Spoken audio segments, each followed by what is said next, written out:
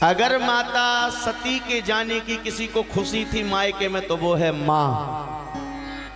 माँ के बाद वो भाई धन्य है जो बहन का ख्याल रखें। बाकी माँ के आनंद का कुछ और ही खुशी होती है। आज माता प्रसूति फपक फपक के रो पड़ी है। बेटी को गले लगा लिया, सादर भली मिली एक माता। रो रो के कहती है मां प्रसूति, बेटा तू बिना शंकर जी के क्यों आई? बेटा तुझे नहीं आना था बिना शंकर जी के। रो रही है माता सती के मेरा अपमान हो रहा है। बेटी का मायके में अपमान होता है तो वो सहन करती रहती, लेकिन पति का अपमान हो जाए तो वो जीवित नहीं रहती।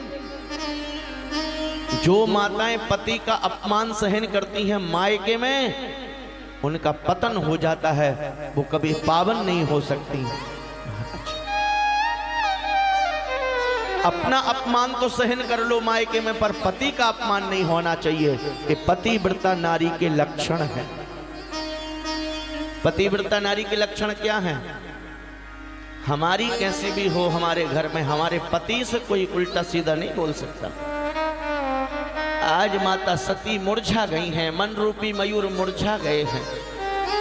रोती रोती यज्ञशाला की तरफ गई हैं तो देखा छोटे से छोटे लेके बड़े बड़े देवी देवताओं के भाग रखे हैं, पर शंकर जी का भाग नहीं रखा।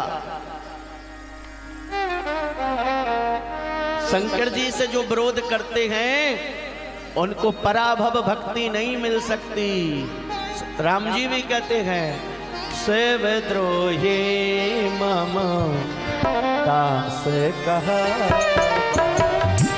सेवद्रोही मम दास कहा, सेवद्रोही मम दास कहा, सेवद्रोही मम दास कहा।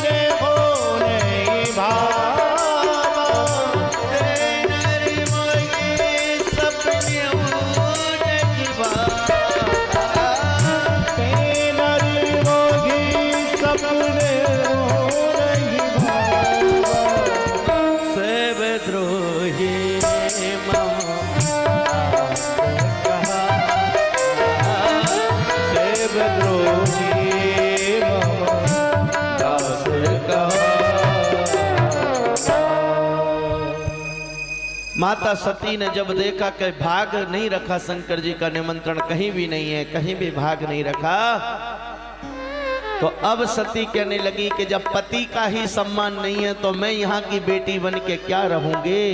और चिल्लाने लगी, ये मूर्ख दक्ष, तूने मुझे एक सामान्य बेटी समझ रखा है। रे मूर्ख दक्ष, एक भ्रिकुटी के उठाने से मैं तेरा पूरा राज्यपाट नष्ट कर सकती हूं, क्योंकि मैं ही काली हूं, मैं ही दुर्गा हूं। अरे मूर्ख, तू मुझे एक सामान्य बेटी समझ के रह गया और शंकर जी का भाग नहीं रखा। शिव कहते ही कल्याण हो जाता है। जिन्होंने दुनिया की प्रसन्नता को क्विंटलों विष पी लिया समुद्र मंथन के समय पे, और तूने ऐसे शंकर जी का भाग नहीं रखा। अरे पिता, तूने तो मेरी वो परिस्थिति बना दी कि मैं जीवित वापस नहीं जा सकती। मैं जीवित जाऊंगी तो शंकर जी कहेंगे आइए दक्ष कुमारी, तो तेरे जैसे कुलंगार बाप के साथ मेरा नाम जरूर जुड़ा होगा। मर जाऊंगी लेकिन बिना शिव के अपमान के वापस नहीं जा सकती, जीवित। और सती जी को इतना क्रोध आया कि लिखा है भागवत में, भ्रिकुटी उठाई तो लग रहा था भ्रिकुटी विलास सृष्टि लय होई, सपने संकट परे ना सोई। लग रहा था कि 10 दिशाएं दग्ध कर देंगी, और माता सती इतनी दुखी हो गई कि उनके पैर के अंगूठे में आग लग गई। पैर के अंगूठे में योगाग्नि प्रकट हो गई और उसी योगाग्नि में शरीर छोड़ने लगी।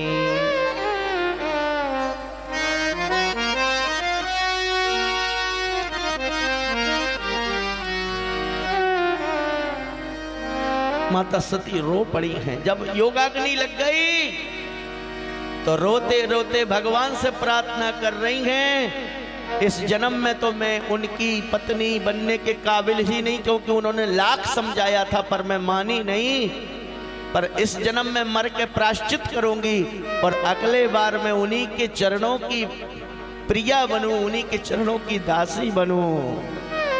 सते मरत हरि सन बर मांगा, सती मरत हरि सन बर मांगा, सती मरत हरि सन बर मांगा, सती मरत हरि सन बर मांगा, जन्म जन्म शिव पद अनुराग, जन्म जन्म शिव पद अनुराग, जन्म जन्म शिव पद अनुराग, जन्म जन्म शिव पद अनुराग, मैं जन्म शिव पद अनुराग, जन्म जन्म शिव पद अनुराग, सते मरत हरि सन बर सती मरत हरि सन बर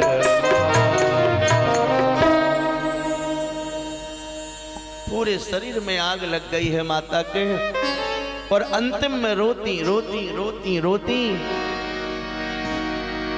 भगवान से प्रार्थना कर रही है। इस जन्म में मैं अपने पति को समझ नहीं पाई।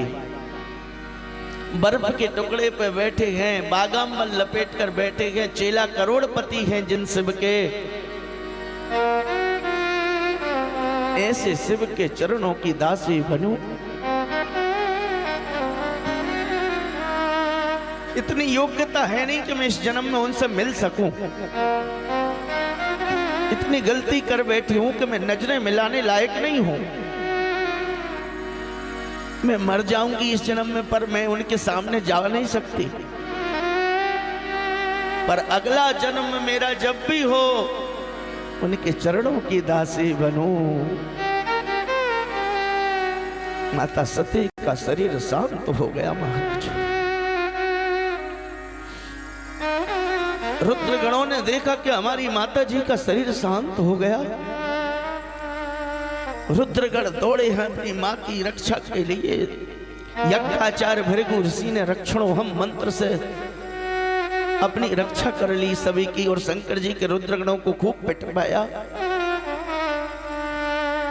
श्री नारद जी दौड़े दौड़े गए और नारद जी ने कहा, गजब हो गया शंकर जी, गजब हो गया, क्या हुआ?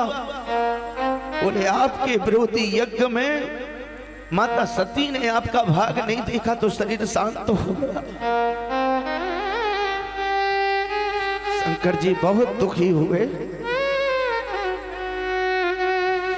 बहुत दुखी हुए शंकर जी।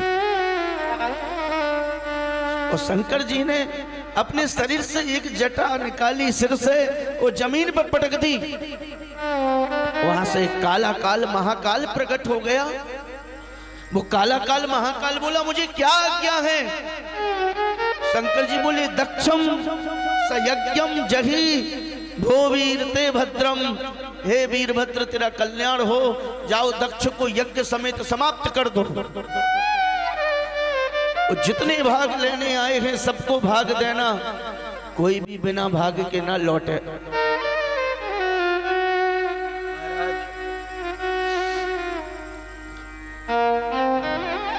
बहुत रोए शंकर जी।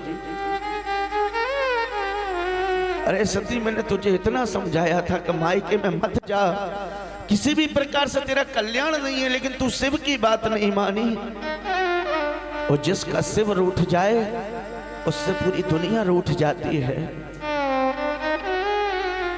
वीरभद्र से कहा, जाओ, एक को भी नहीं छोड़ना।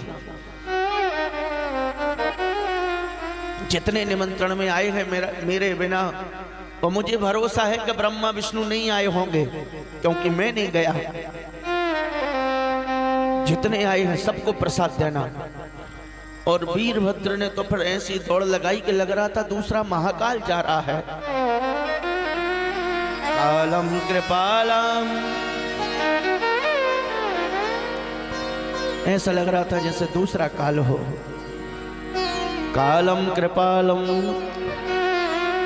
वो काला काल महाकाल जब दौड़ा है वीरभद्र, तो वीरभद्र के दौड़ने से ऐसा लग रहा था जैसे पृथ्वी पे भूकंप आ रहा।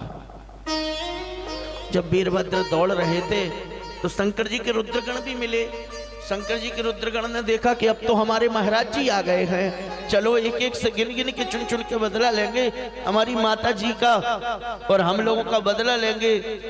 और अब तो महाराज जी को देख के शंकर जी के रुद्रगणों में डबल ताकत हो गई, और वो वायु प्रधान होते हैं भूतगण। ऐसा लग रहा था जैसे प्रयंकाली प्रभंजन चक्रवात तूफान आ रहा हो। यज्ञ में बैठे बैठे लोगों ने बुद्धि लगाई कि इतना तूफान क्यों आ रहा है, इतनी आंधी क्यों आ रही, इतनी धूल मिट्टी क्यों उड़ रही। यज्ञ में बैठे बैठे लोगों ने दिमाग लगाया, डकैती पड़ी होगी, चोरी कर रहे होंगे चोर, तो चोर के पीछे पुलिस का जत्था दौड़ रहा होगा। बोले चोरी हो ही नहीं सकती, क्यों? बोले इस समय उग्र शासक बैठा है जिसका नाम है प्राचीन बरही।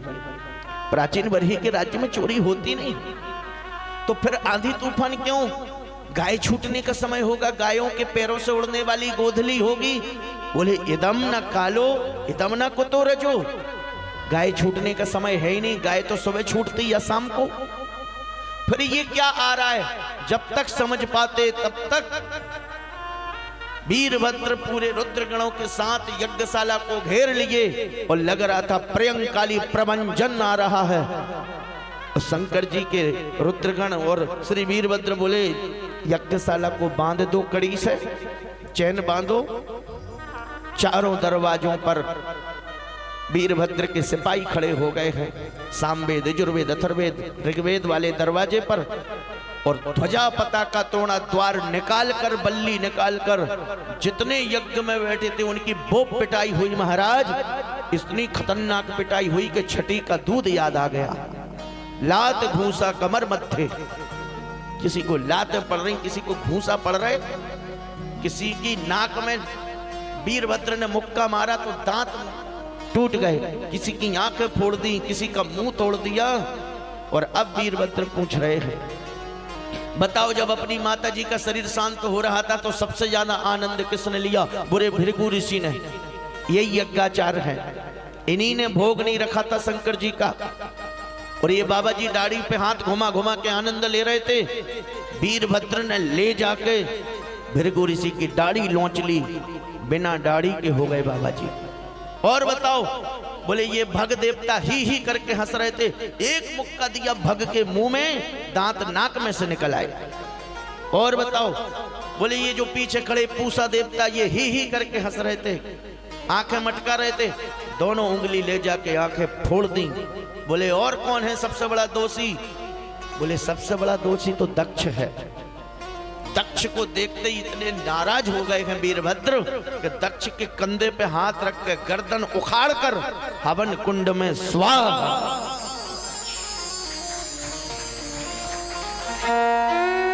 जितने देवी देवता आए थे कोई सुरक्षित नहीं बचा, सब खंडित हुए। किसी को थोड़ा मिला प्रसाद, किसी को ज्यादा मिला। अब पछता रहे हैं कि भैया जब ब्रह्मा विष्णु महेश नहीं आए थे यज्ञ में तो हम खीर पूड़ी खाने क्यों आए थे? बिना विचारे जो करे सो पीछे पछताए।